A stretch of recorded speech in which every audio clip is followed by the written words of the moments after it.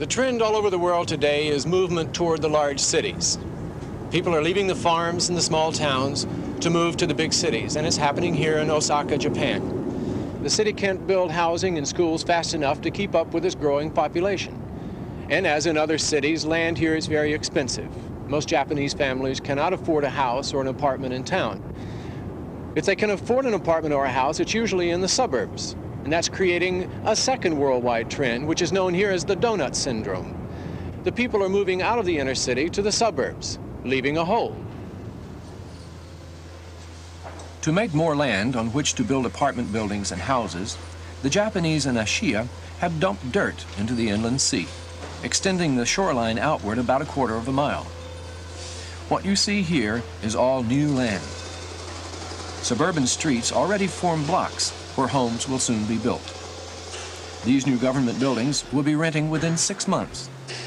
Ashiya Newtown, as this development is called, will allow hundreds of families who can afford it to move nearer to Osaka. The seawall protecting the new shoreline of Ashiya Newtown is reinforced with heavy stones. The tall apartment buildings were designed to house lots of people.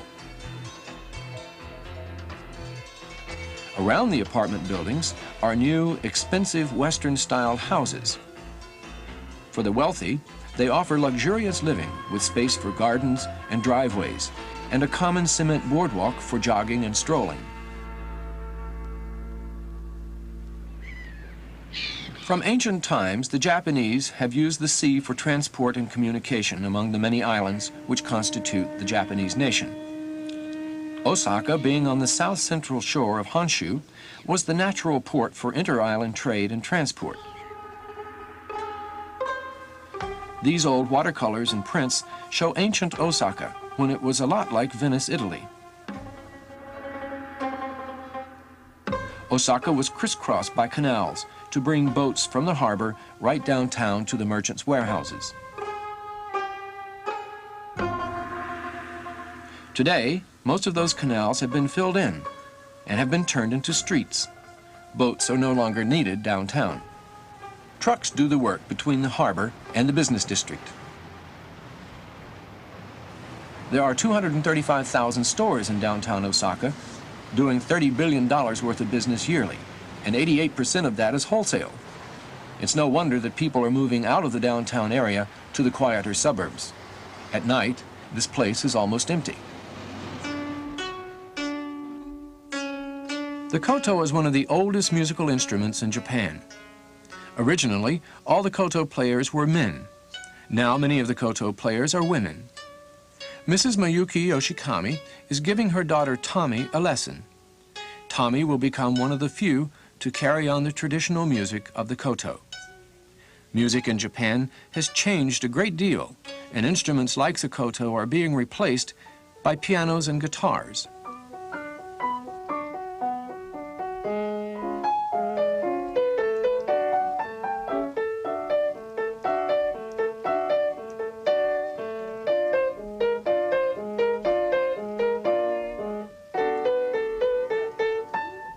Mrs. Yuasa is giving a piano lesson to 10-year-old Tomoko Subuchi. The piece is entitled Story of the Star World by Japanese composer Akira Yuyama. It sounds very much like recital pieces you hear in the United States and Canada.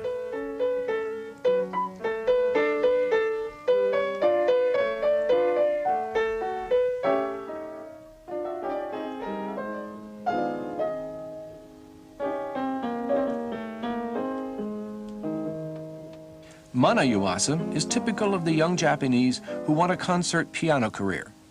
Her favorite composers are Mozart, Schumann, and Chopin.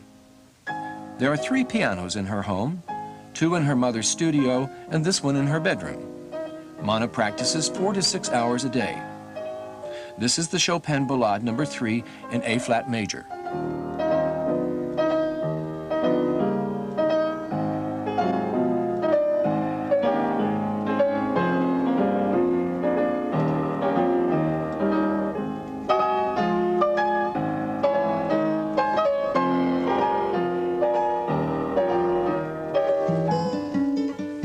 Anna's brother, Yoshihito, is in his bedroom across the hall. His preference in music is definitely Western and contemporary. Are you going to discover where past lasted was very hard?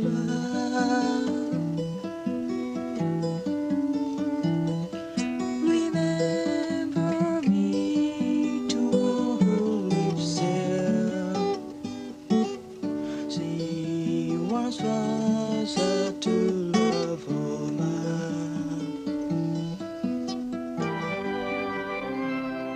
All of the Yuasas are musical and all love Western music.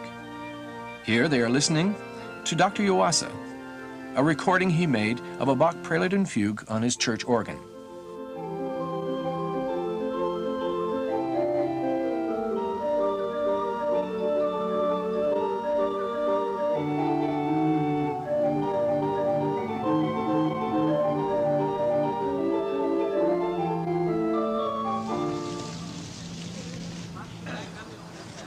Cultural change comes much more slowly to the Tarahumara.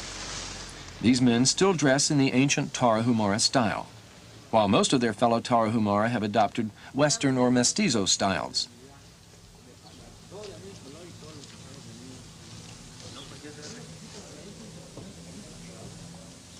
These men have come to the Mexican Center for Tarahumara to get help in finding jobs. Tarahumara who come into towns such as Huachochi have difficulty in getting work.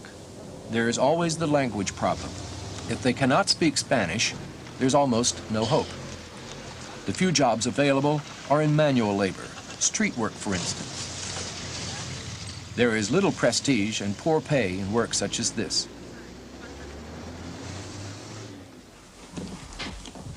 Skilled Tarahumara craftsmen are urged to produce for the craft shops. Tarahumara dolls sell well. Baskets are also good sellers. People like to buy the Tarahumara masks.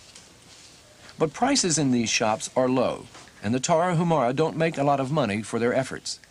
This violin sells for $7.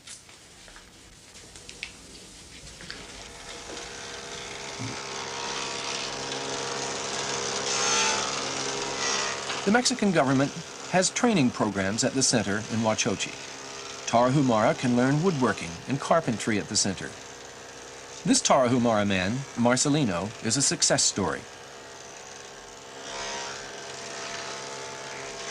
Marcelino was born in Huachochi when it was only a small village. When the government built the center there, Marcelino was just a boy. He learned Spanish and carpentry at the center school. Now, Marcelino is one of the most valuable people at the center. Right now, he's chief carpenter on the new radio station going up in Huachochi.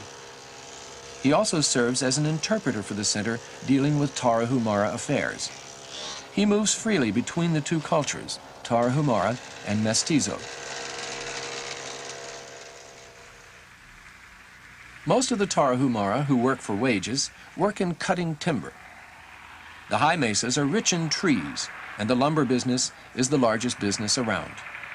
Cutting down trees is a good job that requires no particular language, so it's a job open to the Tarahumara.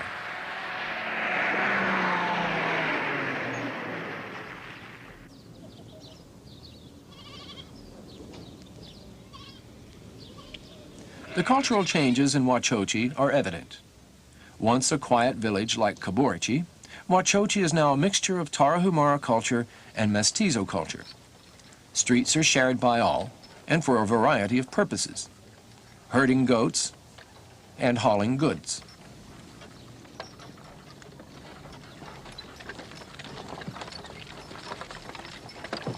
Wagons here are a curious evolution of parts of old trucks and cars. Axles, springs, and wheels are never thrown away.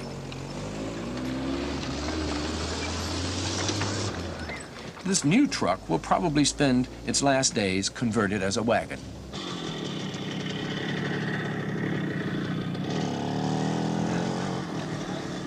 Little by little, the motorcycles in Huachochi have replaced the horse, but not completely. Some of the mestizos of Huachochi still ride their horses downtown. There is also a limited bus service. Tarahumara from Caborechi, Huarachi, and Tanachi can come to Huachochi by bus.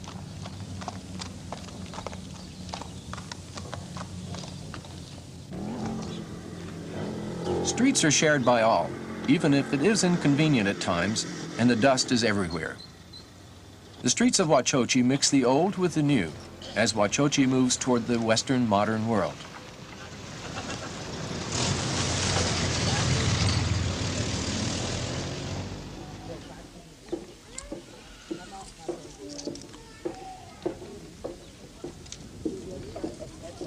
Cultural change in Iroquois in the Ivory Coast in West Africa is slow but sure.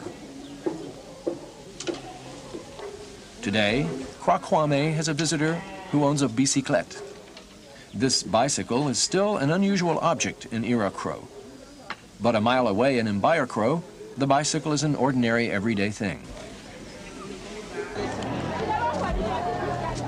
Ballet boys can buy toys in the market at Mbayakro. This wire truck costs very little and seems to provide a lot of enjoyment.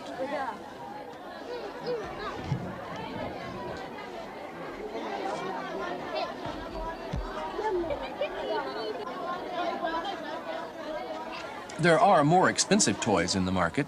Airplanes, trucks, and cars made in China and curiously labeled in English. They are too expensive for most ballet families. Probably the most noticeable cultural change among the ballet has been the change in occupation. A generation ago, nearly 100% of the ballet men were farmers. Now, new occupations are open to them. As new modes of dress are adopted, as leisure suits replace robes and togas, there is a need for tailors who can make these suits. School dresses for girls also have to be made, as well as shirts for the boys. Ballet men who become expert tailors can take their skills from this market in Mbayakro to the bigger cities of Bouaké and Abidjan.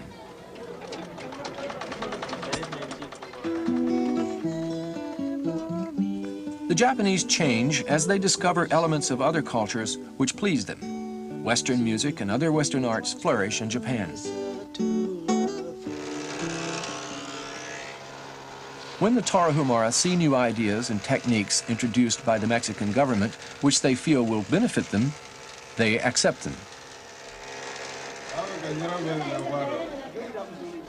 The ballet change as the marketplace changes.